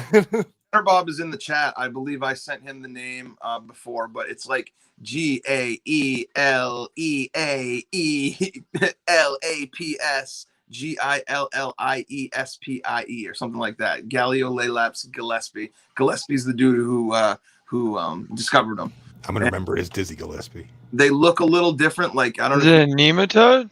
Nope, it's a soil-borne predatory mite. Oh, And it just hangs out in your soil, but it tends to have you seen some of the videos where you'll see all these Hypoaspis miles or stratios like circling the blue mat water spout or walking all over the edges of containers and stuff? These guys have a real propensity to do that. They're like even more of a rover than the others. And some people use rove beetles and stuff too. I don't use roves. I prefer to keep it small and murderous. So are these guys pure carnivores, or do you have to keep food around? These guys, I don't know if Gillespie feeds off of decomposing matter, but the Stratiolaelaps definitely does. So I would assume that these guys do as well. So they'll eat fungi and decomposing matter in your system unless you get a pest, and then they act very much like how a red ant does on a red ant hill, and they will just attack. And if that's the gardener's hand, sometimes it's the gardener's hand. They're so small they can't bite you, but I'll be leaning in there taking a video, and then I'll look at my phone, and there's like 50 of these things running around on my phone. Holy crap! And they're pretty voracious. I love that. Bitten by, but people say they're not big enough to bite, but I swear to God, like they'll at least clamp onto a hair on your arm or something. I don't know. And they pretty much stay put. Especially very similar to the roly-poly. If you keep the moisture level right, if you keep the decomposition going in your soil and keep everything right, they don't crawl really up into your plants. Maybe would traverse some of your stalks a little bit, but they're really for like things like fungus gnats. I just don't have them. I haven't had them in a long ass time, and if they come, I just look at them and laugh and wave because I know they're food for all these fuckers down in the snake pit I got in the soil. You're fucked down up there now. Yeah. Itching. I'll actually, if I get some fungus in a smaller container, like something that my seedlings or I'm vegging out, I'll go take a scoop of my soil and I'll just bring it down. I'll top dress it under those pots, and then bye. They're done. So it's You great. were on Mr. Grow It not too long ago, weren't you? Yeah. I see on Mr. Grow It show not too long ago. Yep. Yeah, he reached out to me, and we did a little episode, and it was great talking to him. I love talking to the people in different disciplines and talking about ways that you can incorporate this into what you do. I'm not saying you have to wholesale abandon the way you're growing, and I think that can be really near and dear to people's hearts. Like if you've discovered something that works for you, why would I do that? If you've invested in the infrastructure to do a big compost pile and you make killer teas, like do that. They're fantastic. But this was born out of something that you can do small in your kitchen. I was trained as a chef, like that was my career path in life, and then I kind of abandoned that. But so it fit with my sensibilities. And if you're handy in the kitchen, then this is like, and even if you're not, it's no harder than making the spaghetti sauce or something. It's not too crazy, but you can get as into it and crazy with it as you want. You can get the most regenerative, amazing closed loop sources, or you can go down to the store and buy some avocados. That's up to you. I'm not preaching that. I'm just telling people what I do. And I'll get some regenerative folks who get mad at me because they think I'm perpetuating people just using food grade and store-bought stuff. But man, at the end of the day, that's your own personal choice. And I respect, all the different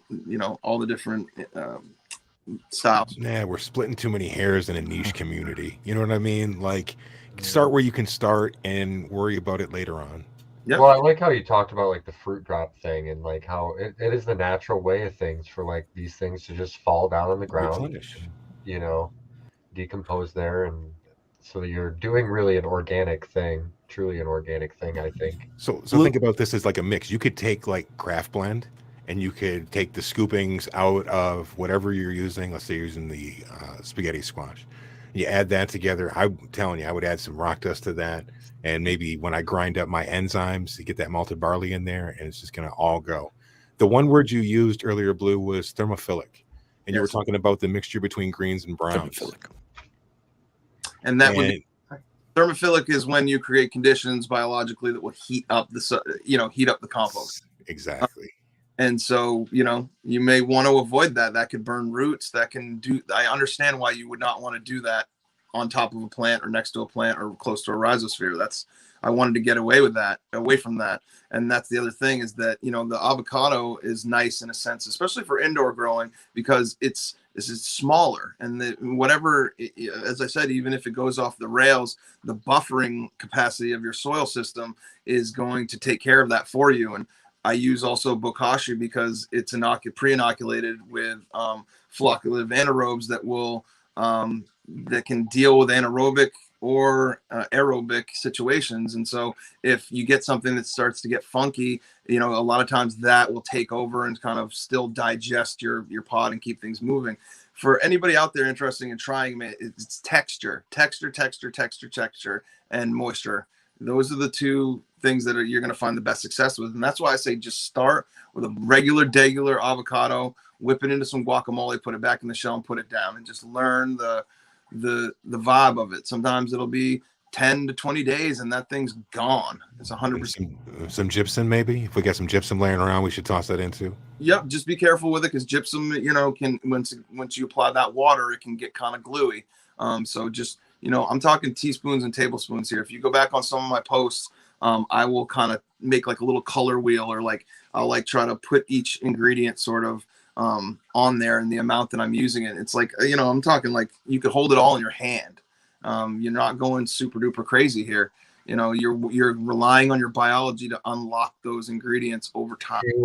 If you get the right mixture of ingredients in there, do the worms eat it up faster? Like, do you notice that this is like a more tasty blend, so to speak? I mean, at the end of the day, the worms are called in by chemical signaling, but they stay for the fungal and bacterial component of the breakdown. They want to eat that, and so, yeah, if you get the right mixture in there, it will sometimes go gangbusters. I get people hitting me up all the time through DM and PM being like, hey, my pod's not breaking down. What am I doing wrong? Like, I'm keeping it moist. And then I'm like, well, what did you put in it? And then just the chef brain kind of takes over and is like, yeah, what's the consistency like there? Because a lot of times you'll mix something up, it will look moist, but then it will set up like cement. So if you put too much of a mineral component in there and too many dry amendments in there, and think of malted barley, that's going to absorb moisture. It'll turn into glue real quick, man. Like on top of your soil and shit.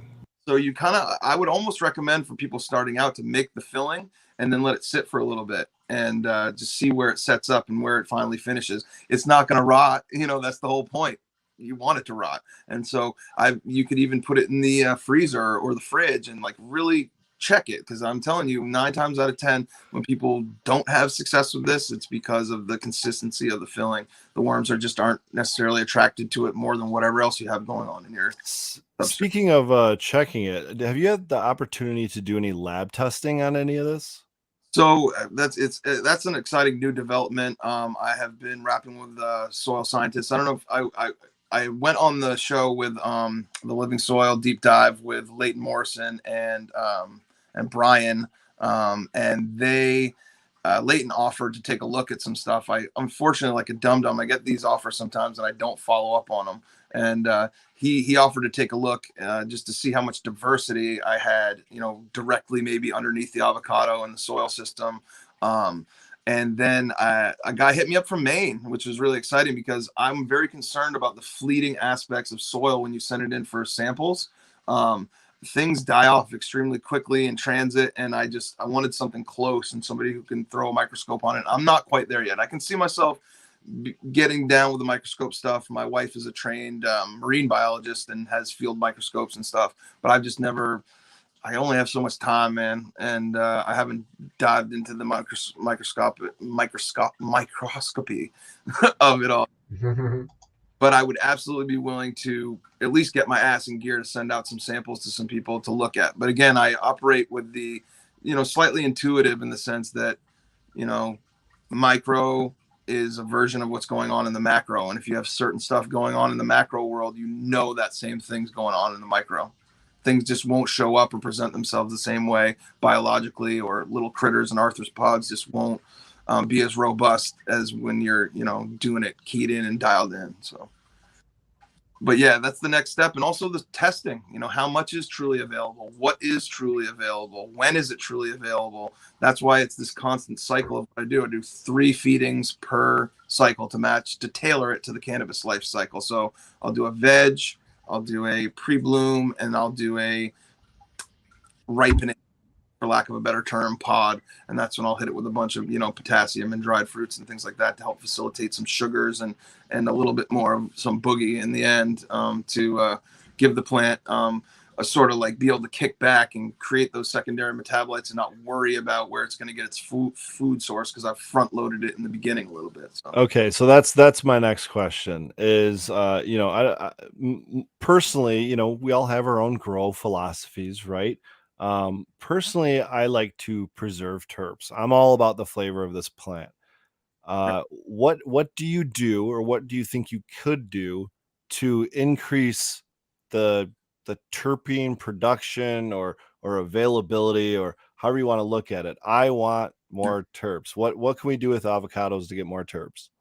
I think one of the first things is having that chitin cycling going on in your soil. You've got a lot of arthropods. They've got exoskeletons. They're chitin, rich.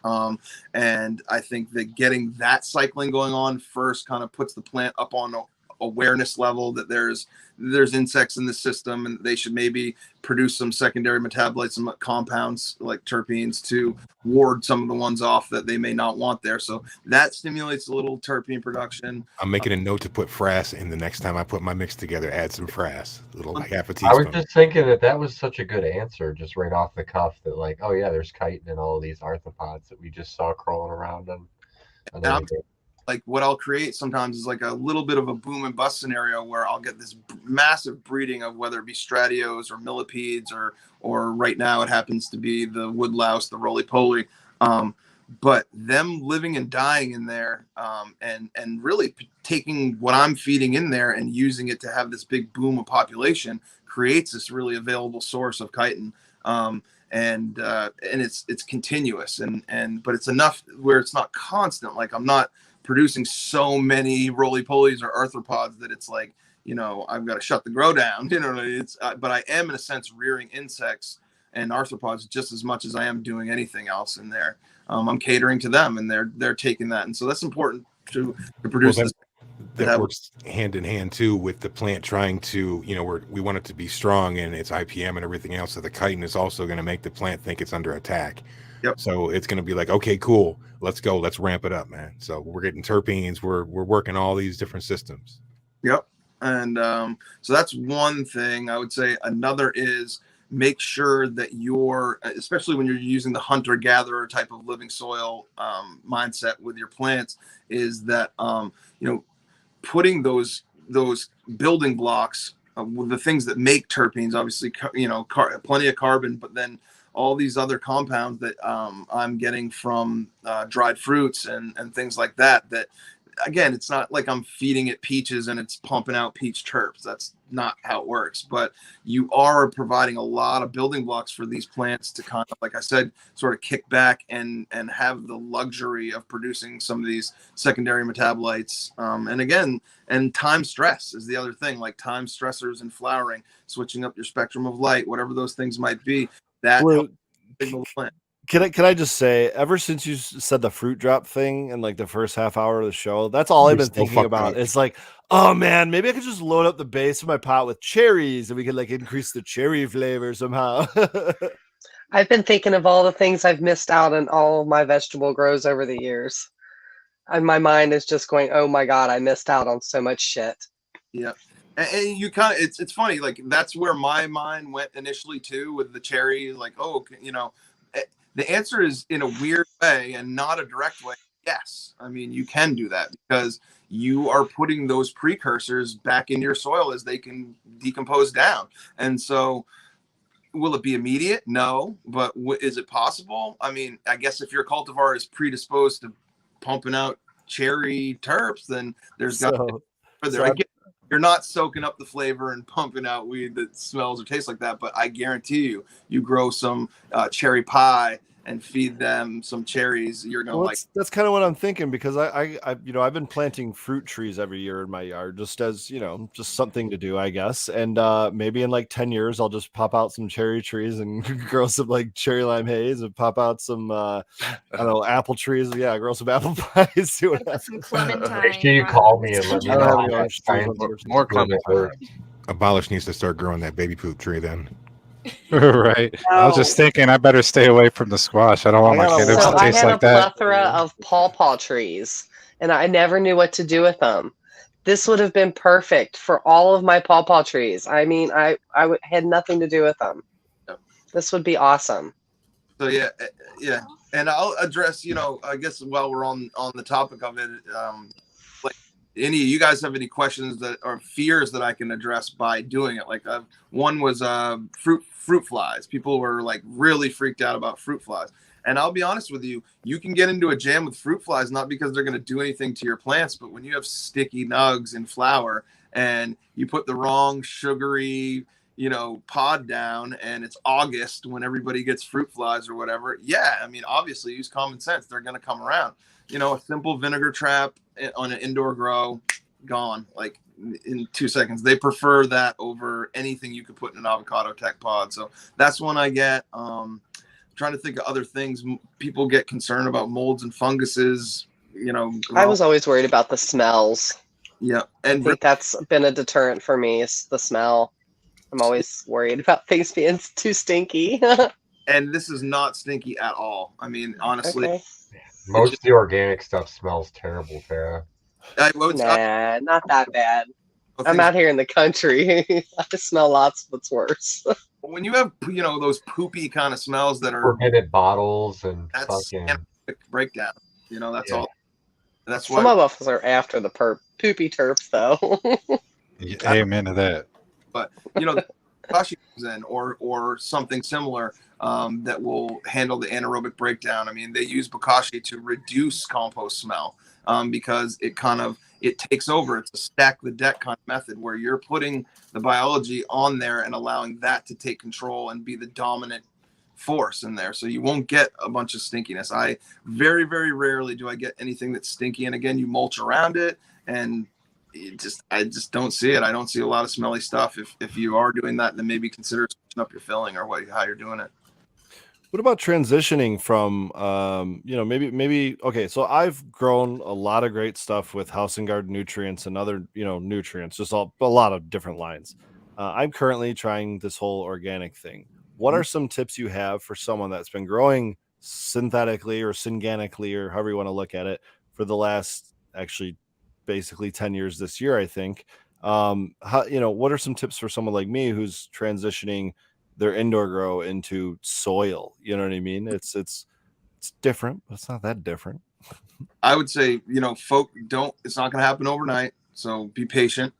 And then beyond that, focus on biology and reinoculation of biology and reinoculation of biology. And it doesn't have to be in an active way, it can be in a passive way, but just focus on your biology and think about it like, you're catering to your soil and the microbiology in it. Forget the plants. That's kind of why I like it, because I feel like I like to go in and check on things and see results. That's why I love growing mushrooms, because it's so quick. You'll see them pin out and then boom, you've got all these mushrooms. It's so fulfilling. And the cool thing about, the way I cultivate is that I always have something I can focus on, whether it's, if I can't focus on training the plant and observing flowers and all the things we all love to do, like late flower, love staring at the nugs and taking pictures and whatever we're into. I can always focus on the soil and making my soil better and reinoculating my soil. And it's really hard to completely overdo biology if you're coming at a minimalist sort of way. It's hard to overdo it. You can totally overdo feed and newts and NPK, but you're much less likely to overdo it in the biology realm. And that's all I have to say is just focus on that. and figure out a way to be putting organic matter into your system you know, in a throttled way. You can totally throttle your soil. It can be I like to say it can either be a Lamborghini or it can be a cargo van. And you want the cargo van because it's got all the tools and the shit to fix the Lamborghini. Ooh, do I though? Do I? The Lambo kind of sounds nice. Hey, I mean, the Lamborghini's nice. You know, the cargo fan still has a gas pedal, and you can throttle that baby up if you want to. But I'm telling you, you want the slow decomp, especially if you're looking at it from I'm going to reuse the soil. You don't want a super soil style it and just burn everything out and then be done, like, and then have to go through the process all over again. I'd rather, you know, front load and have slower breakdown and throttle my decomposition through temperature control, through when I feed, how much I feed, how much moisture. That's how I'm really throttling my decomp. You don't want to end up with a bin full of worm castings because that's not going to do anybody any good. It's just going to be most likely anaerobic and extremely hydrophilic. Okay, I definitely went the Lambo approach then because I can't even claim I'm doing it organically, really, because I went and bought a giant yard, filled up my truck basically with some beautiful bloom blend from Michigan Mediums, and it's great. I used it outdoors last year, grew the best outdoor plants I've ever grown. I was so convinced that I'm trying this indoors, but I mean, other than throwing some worm castings and bat shit on top, I'm not doing much to the soil. And honestly, at this point, I don't even know if I really intend to reuse it indoors because I have such a big vegetable garden outside. It's, I think, approaching 3,000 square feet. I'm just considering top dressing that and backfilling it with that, which I've done for a long time anyway. But now we've got this organic soil to work with. So, I don't know, reusing, just maintaining soils coming from this guy it's a whole new world, man. Yeah, it's open but it and sounds like a available. lot of work, you guys. Yeah, but the thing is, think about this. His soil's even older than mine is. He was doing this longer. So as sweet as my shit was getting with it, I think of how much further along his is. And he's way smarter than I am, and he knows way more sciencey stuff than I do. So his shit's got to be better than mine was. And I think about you, and you're saying you want to take this used soil. I'm not picking on you, but let's just talk about this. You want to take this soil that you just spent so much money making and so much time curating, right? And then you just want to go throw it outside, bro. start No, again. hold on. Let me stop you there. It's $300 for a cubic yard. It's not expensive. Buying it by the bag is expensive as shit. What you'll find is in way more organics, than that $300 by bag. goes so far in organics though that it's crazy what No, you're really totally understandable. I understand it, but still, $300 to get me through like 3-4 cycles indoors. Like half a year. Sure. I mean, that's way cheaper than buying bottled nutrients. I'll tell you that much. You're halfway to this side of the game. I know. I'm on the fence, guys. I'm on the fence. I'm trying to get convinced. We Come need to more the of these avocado things. side. No, They're using the single-use plastics, but he's on his way over. There you go. Yeah, man. Oh man, you have a great start by doing that. I refill my well water. Thank you. Was definitely doing that too, front loading and super soiling and doing all that kind of stuff. But it's and again, it's all your personality. You can grow fantastic cannabis that way, and especially really like robust and powerful cannabis that way. But mine has a certain I don't know. It's just something different about it. It wasn't overly. There's something to do with it being. I approach it with a minimalistic kind of aspect to it, and that translates somehow. I'm not trying to overdo anything in a certain way, and I think sometimes certain aspects of super soils can sort of overshadow the flavor profile sometimes. Oh, damn it. Because that's what I'm here for, is the flavors. What do you think has a negligible, a negative taste profile that you've seen through super soils? Like one thing that you've been able to identify? I know one. What do you know? Fish shit. Me? Fish shit is what you say. If you overdo the fish shit, you can taste the fish shit in the weed. Yeah. Is that a bad thing? I'm gonna say for Gurley, and you probably already know this, but I think the terpiest weed that I've ever grown is just outdoors, and I don't know why, but I try to do the same shit outdoors that I do inside. But outdoors is the fucking terpiest weed. It's uglier, but it's fucking the terpiest, and sometimes the high is enhanced, better. Trying to protect itself, that's one of them. Sure. And just that wide spectrum that it's receiving from the sun. It's getting different cues, you know what I mean? So it's doing different things. Yeah, I might be attributing. Who knows what? I might be attributing too much to this soil. You know what I mean? I've already had great success indoors with it. Don't get me wrong, but maybe it was just because I was in a good spot outdoors and I had vegged them right or something like that. But I'll tell you what, that soil combination of that and the sun and a lot of free rain. They did great. With certain amount of pressures too. You know what I Free mean? range Dude, best. it was perfect last year. The way the rain came is like I watered, I think, twice the whole fucking season.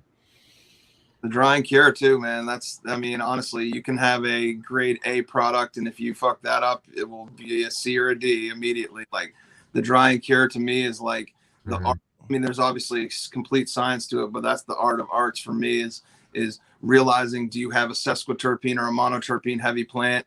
Is everything going to gas off really easy with a monoterpene profile? You know, I keep all my flower whenever possible under 70 degrees at all times. I noticed that if it ever even gets introduced to 70 or over in the drying stage, and even the curing stage, but usually that's under a container, so it's not so sensitive. The monoterps blow off. And even if you can just preserve a small portion of those, and especially in cultivars that don't have a propensity to have a lot of monoterpenes, if you can preserve some of those, it just adds a whole nother like element to that cultivar. It really flips the script on that. And you know, the sesquiterpenes are more the waxy lipid terps that are hard to cook off, and they you know, and they're great. You'll find that in a lot of OG strains that don't really pop, the Max, and not that that's an OG strain, but you know, some of those ones that like people are like, it looks so crazy, but it's lacking something. You know, a lot of times it's just you know, maybe even the slightest temperature variation can gas off a lot of that goodness. You know, so that's just one of my things that I do is I always try to keep it under 70 by any costs. If I goes over 70, I start crying. Oh, fresh frozen, baby. Blue, I was wondering, or I was interested in asking you about your dispensary before we got out of here, but I was wondering if you wanted to keep it on growing or not. I saw that you own a dispensary, and that's really cool. So I was interested in hearing the story on how you did that, and like kind of some of the shit you're running into, you know, running it, you know. Nice. I really appreciate you mentioning that, man. I mean, I don't like to jump up. I like to come on here and talk about plants. You know, I don't necessarily want to try to push, you know, business. It's not about money to me. I just am trying to find avenues to do what I love and make a living off of it. And Yeah, it's hard to go from growing to doing that, you know, and that's the thing that I think a lot of growers have aspired to do in their career of growing. So I was just curious in hearing the story. Totally. Well, so to give you a little bit more information about me, my family business has been on this island for 41 years. My father started a liquor store, a beverage outlet, basically, beer, wine, liquor. And I had left Maine when I was younger, and I came back and needed a job. And I did not want to work for my dad just because nobody wants to be around the dad all day long. But I figured I'll give it a shot, and I got really into like wine, the wine aspect, you know, the sommelier kind of aspect of things, and found out that I had a pretty good nose for it, and so I kind of started with that. And so the dispensary, when it all, you know, the recreational cannabis was passed in Maine in 2016. It seemed like maybe something that would go hand in hand because it's retail. I'm already doing retail. I'm already recommending stuff to people, and people don't know what they want. And that's a real big kind of, you know, pitfall of dispensaries is that, you know, people don't necessarily know a whole lot about the plant. And so I felt like I knew quite a bit about the plant, and I knew retail really well. And so I got on it really early, and I followed the legislation as they were crafting and molding the rules. And I listened to countless hours of the legislators, you know, talk about how they wanted to unveil this and do it so that I could kind of get my mind around what kind of business I needed to open. And I got the opportunity. They did like a local opt-in style law so that every municipality needed to opt in, or they were by default opted out. So I started, you know, attending, you know, select board meetings and town meetings, and started telling them what I wanted to do. And I was like, look, we can come in and conscientiously make the rules here for our town, because we are allowed to be a little more restrictive than the state rules. And we can lay this out how we want it to be laid out, you know, because we take pride in local business around here, and we are a tourist destination. And so we do need dollars from outside to exist as year-round businesses. And so I just started working on it really, really early. And I started to talk. I had to sit across from a table from the police chief and tell him I wanted to grow weed or sell weed. I had sit across from all the town fathers and tell them what I wanted to do. And they were all like, why the hell do we have to be the first town in this region to put our foot forward? Do you want us to look like the weed town of the coast of Maine? What the, because at that time there was less than 20 municipalities opted in. And we were the first one to open up in our entire county. And I love the medical program. I was a medical caregiver. Cannabis is medicine through and through, but to take it to like a level that I needed to be able to do it professionally, I needed to cater to our little microcosm, and that's the tourist industry. And yes, there are reciprocal medical cards for certain states, but I really needed to be able to access everybody if possible. And now I'm just trying to fight the little guy fight. I started this thing with no investors. I started this out of my own bank account, which was not fat. And I just grinded, man. I just grinded.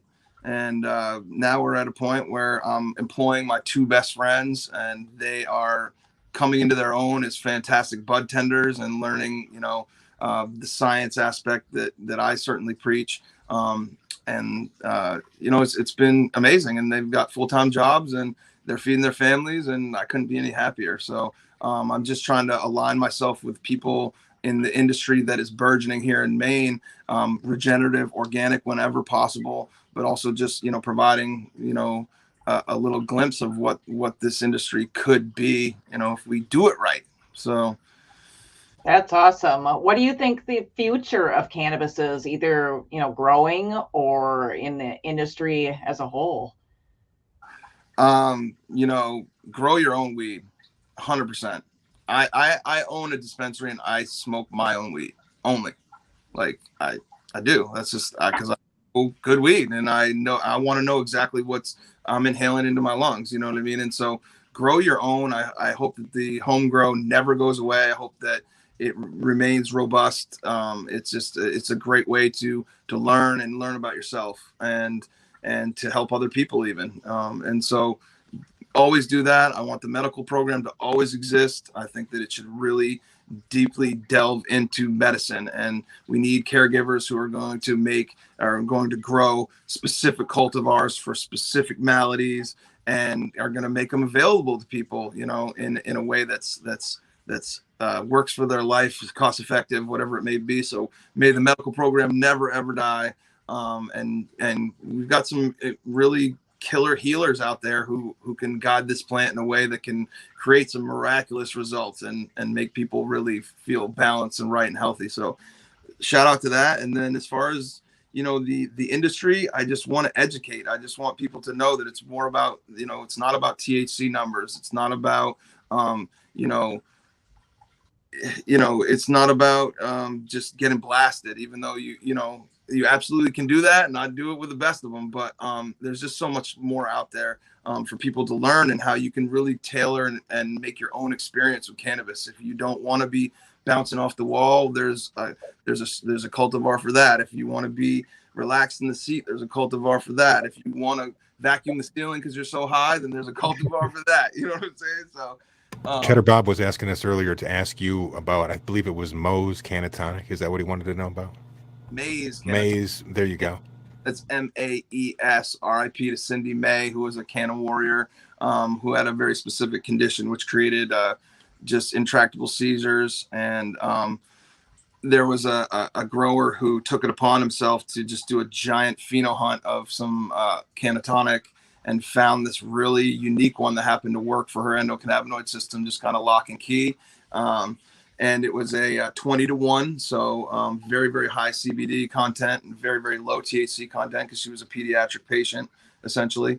And it's just has a really unique terpene profile. It grows very, very frosty. It's finicky. It's ropey and weak in some senses. It needs to be supported, but it's a cool, really, really cool cultivar. And I've lost it. I've lost the goddamn cultivar, but I have given it away to other people, and hopefully it will at one point return to me due to that. Oh, hell yeah. It's a really unique one. It has very sort of like earthy, spicy incense. I love smoking it and then coming back into the room. Like I leave the room on purpose after smoking it and come back into the room just so I can smell it. It's got a very like, I can't describe it, sweet sandalwood. It's gorgeous. It's just a really, really gorgeous smell. And I make a lot of ethanol tinctures out of it, CBDA in particular. So unheated. And Hell yeah, man. I take that tincture all the time, and so I still luckily have a store of it that I grew, and I'm still working on some of the tincture that I make. But I make like week, I'll make monthly batches of it. But I would really, as far as getting back to your question about where I'd like to see the cannabis industry grow, I would love to be able to create a fresh tincture program, very much like a growler program with beers. I want to make fresh ethanol tinctures, and then weekly you can come pick them up, and it's enough of a supply for you to use in a week, and then come back and pick it up again, because then you get this flavonoid and cannabinoid and terpene profile that is through the roof, and it's just super duper healing. Like for people who have cancers, especially fatty organ cancers like brain, pancreas, liver. The flavonoids are key, man. Unheated flavonoids are like the cancer buster. They're killer. And so I'd love to see a fresh tincture program be. And you're talking about like like the ethanol kind, the 190. Yeah, actually, you know what? I'll give you guys another jewel of something that I do is Dude, I've been doing it for years, and I find that most people, I hate to be mean, but they're like kind of pussies about it. And so they only want to use the glycerin, and they don't understand that the glycerin doesn't extract as well as the alcohol does, and you're missing something in the glycerin ones that's not there. Check this out. I'll give you guys a jewel. Hopefully everybody will be out there buying this shit up. And trust me, I'm not sponsored by anybody, but I use 80 proof. And if you can find a great organic 80 proof, what you do is you purchase yourself I use like a steam table bath style sonic cleaner, like a jewelry cleaner. And it has a steam table tray in it, for lack of a better term. And what you do is you take your maize cannatonic in this case, and I'll break it up into a very even consistency. If I'm really on point, I'll put it in the freezer after it's broken up, and then I'll put my 80 proof in the freezer, and then I combine the two as fast as possible into this sonic jewelry cleaner and put that baby on for about 3 minutes, and I do 3 rounds of 3. And by the time I'm done, I have this beautiful milky straw colored liquid, which has just knocked all those trichomes off and busted them into solution in this ethanol. And it mixes it very well, and then I will pour that off and strain it, and then I'll put it into the fridge for storage. And that's how I do my tincture. And I'm telling you, the terpene profile on it is nuts. And what it is the sonic jewelry cleaner literally vibrates the resin off of the that's crazy. And the shit is killer, man. It's just I'm not making hash here, you know what I mean? I understand that there's particulates and everything, but for a beverage of something to tape sublingually underneath your tongue, fire. Absolutely. Okay, now what's the cost on this, man? How much does that cost? I mean, they're probably between, if you get a really small unit, they're probably like $100, and if you get a better one, they're like no shit, 170 to 2 something. And like if you want to do some bigger your batches, and I'm really the only person that I can think of that's really stayed and continuously rocked with this and try to kind of like hone it in. And I'll get like rosé colored liquid sometimes if I have anthocyanin rich. I gotta do this now, man. It's dope. It's really, really dope. And I'm telling you, the hidden jewel is the flavonoids. You're not heating and it actually has a heating element on it. So you could do like you could decarboxylate in there if you wanted to, or you could pre-decarb your weed. But like this way, it's just this fresh, fleeting, awesome tincture. I can't describe it any other way. And that's why Sequence has been my alcohol tincture warrior before. Yeah, the 190 is just too hot. I mean, people run away from brutal, dude. What the hell? It'll scar up your lip, you know what I mean? And like you'll feel like, it hurt. You can get used to it, and I got used to it. You get a little callous in the. He can't taste anything. Man. No. Yeah, man. No. He can eat Hot Pockets right out of the microwave and stuff. Dude, what are those called? Pizza rolls? Yeah. Man, no, my dad actually he had to go to the emergency room from a piece of cheese that burned his lip from Hot Pocket. Those things are dangerous, man, out of the oven. He just goes, put this tincture under your tongue for like 30 man. seconds or something. And I'm like, Dude, it's like lava in your mouth. Yeah. And apparently he's fine with that. I do 3 minutes. I keep it in my mouth for 3 minutes. Yeah, I go 60 seconds. But I use the 80 proof. And so the 80 proof, that's why I switched to the 80 proof. It's the same kind of thing. Like I was just reverse engineering and I'm like this. That makes sense, man. People don't like it. The shit tastes like you just mowed the grass and it's not the look. But the way I just said it right there before is preserves the natural terpene profile. I mean, I bet you could reduce it down to some badass hash. I mean, it's basically okay. That's all I've been thinking about is can someone out there, one of you hash heads, please try just buying 5 gallons of 80 proof and doing a wash run with 80 proof and see what comes out. Throw the ice in there, do it all like you normally would. Just be very careful. Yes. Interesting. Yeah. I would think that you just have a lower return. I think it could be just as fire, just a lower return. I mean, extractors are scientists and they're way more adept at this than I am. Mine's definitely a crude, at the end of the day, it is a crude, final product, but it's exactly what I'm looking for as far as preserving the things that I'm looking for and the healthful aspects of what I'm looking for. Well, you're talking about a rosé. That's completely different. But you adding the sonic aspect to it with the cleaner is kind of agitates it's accounting for your loss with the proof, and you're going to get your return back because you're adding that sonic whatever, and it's better. Go and grab it right now. I will. Hang on. Yeah, man. I mean, and you can see you can see the trichome build up at the bottom. Like I'll show it to you. Hang on. You got 4 minutes. Go. In theory, I mean, if you're using high quality 80 proof, it should only just be 40% alcohol and water. So it shouldn't be much residual of right, and that's why I'm like, I'm gonna get me one of those, and then I'm gonna put big ass speakers and just blast fucking heavy metal too at the same time. What are you choosing? I don't know if you'll be able to see this. It's probably disturbed. Focus on them sequence. Let me see so I can see. All right, you're gonna see down here. Let's see where my camera's at. See right there. That's all. I can see a line. Yeah. That's heavy. Oh yeah. Yep. If I can see a little bit. But anyways, it gets all milky and cloudy once I mix it up. And again, this is not my most refined version. This is something a little different. But I just wanted to illustrate that the heads definitely fall out of solution, fall on the bottom. You could refine it probably if you wanted to, but I'm no hash maker. I'm just saying it's a great method to get those things that you want, those flavonoids. As long as you don't shake it once you get to the bottom of that tincture, that's the best part. So what is my key search word that I'm supposed to use to find this? Is it the jewelry cleaner? I would say sonic jewelry cleaner. Ultrasonic jewelry. Ultrasonic jewelry. Ultrasonic jewelry. Don't cleaner. get Thank you. Bullshit. Don't any of that weird shit. How big do they get? They get to like be laundry machine size. I bet there's a huge one. There's actually a sonicating wand that you can do, so you can have any vessel size and you can put the wand down in it, kind of like an immersion blender. Like a stinger, yeah. Those are expensive. Any vessel, you say? THC. Yeah. That's highly. But and they vibrate at a higher rate also, so it's like almost like a little more violent. Whereas these are kind of like semi-industrial, and they're about, like I said, the size of like the bigger, wider steam table if you've ever worked in a kitchen. Yeah, you could refine it by fucking just pouring it through your fucking bubble bags just to fucking pull off any particulate that's left. Yeah. After that, and then you'd have a pretty clean fucking tincture, I would think.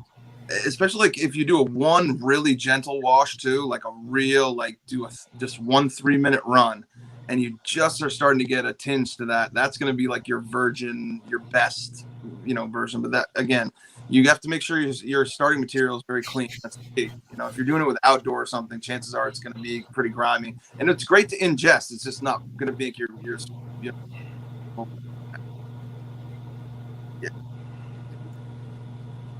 Found a 30 liter. That's like cool. what? Cool 8 trick. gallons. A little trick that I do, and that's one of my personal medicine type of things. And it's great for your gut, and it's great for as anti-inflammatory.